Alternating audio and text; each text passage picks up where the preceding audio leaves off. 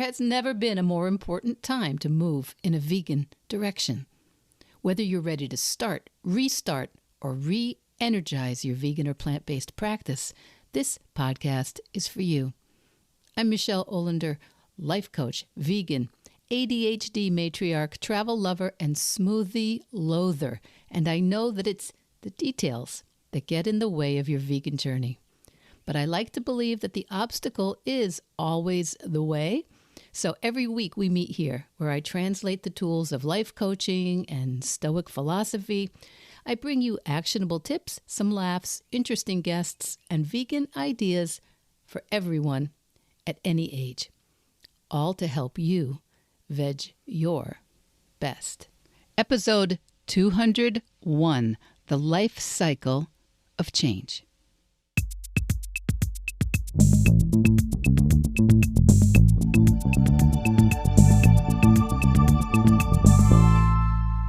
Welcome back, my Veg Your Besties. A couple of weeks ago, I mentioned that I want to talk about the life cycle of behavior change quite a bit this summer.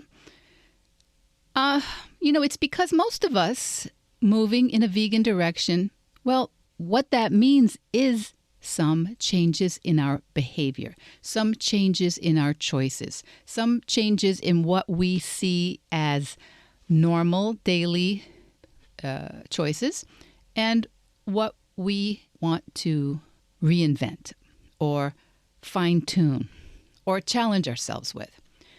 Now, knowing that behavior change has an actual science or life cycle to it, I think it's something that can be very, very helpful for all of us, and certainly for most of us moving in a vegan direction, because there is science. There are some standard processes to how we make changes in our behavior. So knowing that can be helpful, and this is probably our first foray into understanding what that looks like and maybe seeing where we are in any number of behaviors on that continuum of behavior change. Now, I think in this society there is a lot, I don't think anyone would argue with me, there's a lot of default architecture. There's a lot of reinforcement socially and economically and politically to consume animals, to eat processed, hyper-palatable junk food, to be sedentary, to be addicted to screens and shopping and all sorts of things that keep us sick and consuming and passive and unquestioning. So to step out of any of it, even to make little baby steps out of any of it, that actually means changing behaviors that are very practiced, that are really easy for us, that we've already got dialed in. Behaviors that are often very pleasurable and keep us connected to other people. So I think that when we know that behavior change is a process and that it has steps that are very typical and predictable, and that we can actually recognize where we are in that process, I think that can be very freeing. And I think it can help you to avoid judging yourself harshly or avoid giving up when you're at step 1, but actually kind of judging yourself based on being at step 5. Now, there are a number of different behavior change models that are, some of them are more applicable to business and some of them are more applicable to addictions. Today we're going to talk about one of them, and that's called the DiClemente and Prohaska Stages of Change model. And this particular model was originally used to help people overcome addictions and problematic behaviors, such as alcohol or drug use, overeating, smoking. But now it's, I think, useful in a variety of ways as one of the standard models for helping any individual make changes they want but are currently struggling to stick with. Now, the DiClemente Prohaska Stage of Change model has 5 stages, sometimes 6, but we'll talk about the 5 stages. And those are pre-contemplation, not yet acknowledging there's any kind of a problem that needs to be changed or that they want to change. Stage 2 is contemplation, which is more of an acknowledgement that there's maybe something that could be different, but not really sure yet. Preparation, that's the third stage, and that's kind of getting ready to make changes. Stage 4, action, which is the process of actually changing behavior. And then 5, maintenance, which is dealing with the different issues that come up with long-range behavior change. So, pre-contemplation, contemplation, preparation, action, maintenance. Now, I'll go a little more into it, and then we'll talk about where that is for people on a vegan or plant-based journey. Now, stage 1, pre-contemplation, people are just not thinking seriously about changing. They're not really interested in any kind of help with that change. People in this stage, in the pre-contemplation stage, they tend to defend their current choices. They may be even defensive when other people mention those ideas to them, and they don't see themselves as needing change. So that's pre-contemplation. Stage 2, contemplation.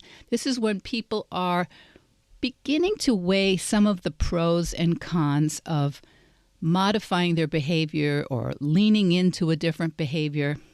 And they may start thinking about some of the negative aspects of their current choices and some of the positives associated with changing. But typically they will doubt that the long-term benefits associated with change would outweigh the short-term costs. That's contemplation. They're thinking about it. Stage 3, preparation. Now, in this preparation stage, people are trying on the idea of some sort of determination. People have made some level of commitment of wanting to make a change. You know, their motivation in the determination preparation stage, it's usually coming through in statements like, you know, I'd really like to, or I kind of have to do something, or I really ought to change, but what could I even do? And in the preparation stage, there's often, it's often aligned with research and looking into things, gathering information about what would that take, what would it look like. And very often, I find that people skip this stage, or they not just skip it, but that they discount the stage of trying to figure out their why. Why do they want to make a change? Why do they want to look into this different kind of behavior? And they sometimes neglect to acknowledge that this is an important part of making the change. They kind of want to leapfrog into action, which is stage 4, action. And this is the stage where people are very motivated to change their behavior. They're active in taking steps to change the behaviors that they want to get rid of by using a variety of different techniques. And very often this can be the shortest of the stages, but it doesn't have to be. It could be a long period of time where people start to really hone their discipline feelings. They hone their making a commitment to show up every day in a certain way, or every week in a certain way, or every meal in a certain way. They're making overt efforts to change behavior. Now, this is also when they are at the greatest risk of what some people would call relapse, or giving up, or thinking, nope, this isn't for me.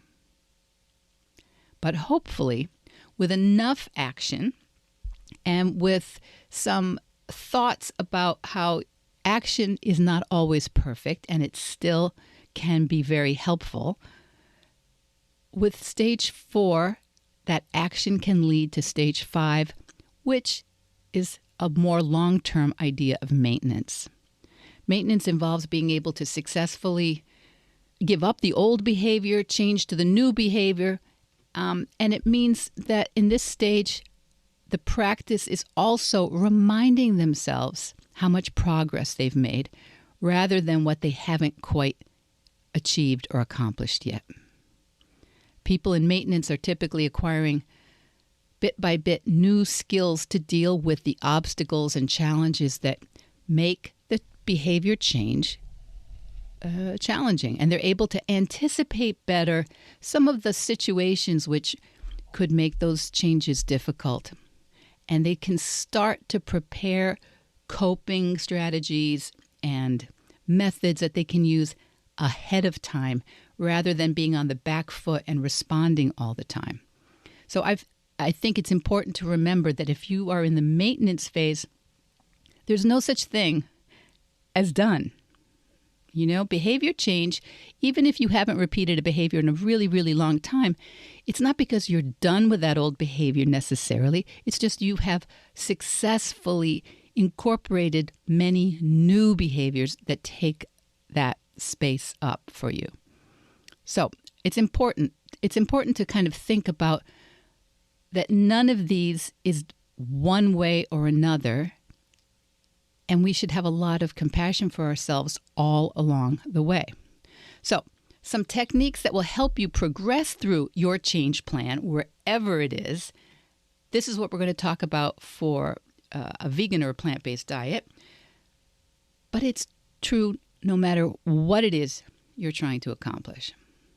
So we can transition to a plant-based or vegan diet by mapping those 5 stages of the change model to this particular issue. And in stage 1, pre-contemplation, well, that's you when you're not even considering a plant-based diet, or you're not even considering what it means to be an ethical vegan. You may be unaware of the potential benefits. You may have misconceptions about the idea. And in the pre-contemplation period, the stage, you or maybe someone in your life may believe that a plant-based diet is actually inadequate or too restrictive, or that it would be impossible in your particular situation or at your age. Stage 2, contemplation, you begin to recognize, well, there are some attractions for you about a vegan lifestyle, and there may be some potential benefits of a plant-based diet, but you're not quite ready to commit. You're contemplating. Maybe you'll start researching veganism, or maybe you'll watch a documentary or keep an eye open, half open maybe, for famous vegans or people in your extended friend group who might be experimenting with an occasional plant-based meal. Or you might be noticing some of the things on the menu at a restaurant you go to that says vegan options available. So this is the contemplation stage. The preparation stage, number 3, and at this point, you might actually be planning what it would look like to transition to a plant-based diet. Maybe you're gradually reducing some animal products, or saying, you know what, I no longer eat these 3 animal products. Maybe you're trying a few new plant-based recipes, or maybe even setting a date to begin a vegan challenge, maybe a 30-day challenge, or a Meatless Monday challenge, or maybe something like the Vegan January challenge that's become very famous in the last 10 years or so, Veganuary. Stage 4, action. In the action stage, you're actively implementing some changes to the foods you're consuming or the things that you're buying. And you might be doing this on your own. Maybe you're following some sort of a step-by-step guide, or using a vegan or plant-based cookbook as a guide. And you'll probably find yourself educating yourself more during this stage, really delving into books and YouTube documentaries and other documentaries and lectures from plant-based nutrition experts and physicians, and exploring different vegan options. You will know that you are in the action stage when you are actually taking lots of action. And then you'll find yourself in step 5. We hope, right? Maintenance. Now, maintenance is a tricky place too, but when you find yourself concentrating on how to keep your choices and intentions sustainable for the longer period, that is your clue that you're in maintenance. Maybe you're looking ahead to a trip on the calendar or an event or a wedding, and you're thinking, that's going to be a little bit out of my control comfort zone. How am I going to handle that? This is the area you're going to start noticing what parts of your plant-based diet or your vegan lifestyle still feel kind of rough or awkward or difficult. And during this period, you might find yourself reaching out to others and experimenting a little bit more, communicating a little bit more about the change that you want to be making. This is a period of time where you might find yourself connecting with a vegan community and attending plant-based events, maybe in person, maybe online, maybe like I did, you might be really actively looking for vegan podcasts and Instagram accounts where you see people making vegan choices, plant-based choices in a variety of situations. Now, through all these stages, all 5 stages, it's very, very important to remember that the transition to a plant-based diet, this is a very personal journey. And no 2 pre-vegans start in exactly the same place.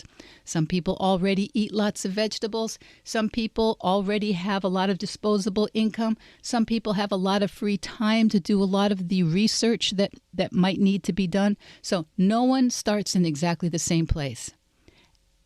And as with all change, some people may progress through some or all of these stages more quickly. Others may take more time, or they might move back and forth between the stages. And the key is to really remember that the model is helpful. This behavior change model is helpful because it should help you see that it's a process that doesn't have one and done. You're not going 1 pre-vegan, 10 A+ vegan, done forever. The key is to approach this whole process with patience and flexibility and to focus on gradual, sustainable changes when the going gets a little bit tougher, when you're with people who don't get it, when you're in a place where you can't find what it is you're looking for. Now, what I like about these change models that I'll be talking about this summer is that they remind us that if this was easy, you'd already be doing it, right? My husband and I had a contractor years and years ago who used to say, if it were easy, your brother-in-law could do it. Now, in-laws get a lot of cheap laughs, don't they? But the thing is, I don't think we get a lot of satisfaction in this life about just doing what's easy. I think what we do want is to look for ways to feel ease and peace and safety around doing challenging things. And I think that's where these behavior models, these behavior change models are helpful, because you can see that you are safe. You are not failing at it. You are in a process. Now, in coaching, we always want to look for how a positive, safe mindset can help us do what we actually do want to do. Because if we're just noticing, that's too hard, he's not for it, she's not supportive, where I live is a vegan food desert, I travel too much, my colleagues don't support me. If we're always thinking about what's hard, we can't work on what we can do.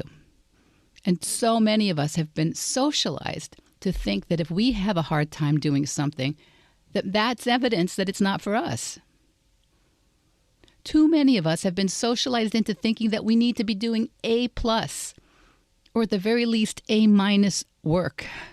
And if you haven't heard it from me yet, there's no such thing as an A+ vegan. And even assuming that something like an A+ vegan was a thing, well, it would make no sense that you began at that level, right? A vegan practice is where we keep committing to practice, day to day, choice by choice. We keep committing to learn or improve the skills that support limiting and eliminating the consumption of animal products to the best of our abilities today. I hope that visualizing these models of change in your brain, my brain, I hope it helps us to notice what part of us is right now in pre-contemplation about something, and which part of us is maybe in action, or maybe even in the maintenance stage. All of these stages, noticing where we are, can help us to make peace with where we are.